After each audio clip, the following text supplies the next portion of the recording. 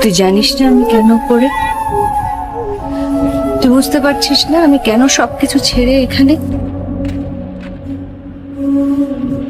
তোর কি ধারণা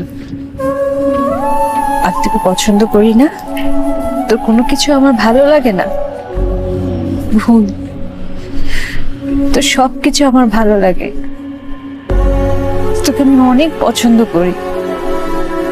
তোর সমস্ত পাগলামি, তুই প্রতিদিন যে নানান কিছু অদ্ভুত অদ্ভুত জিনিস লিখিস আমাকে নিয়ে, প্রত্যেকটা জিনিস আমার অনেক পছন্দ, কিন্তু আমি তোকে কোনোদিন বুঝতে দেইনি।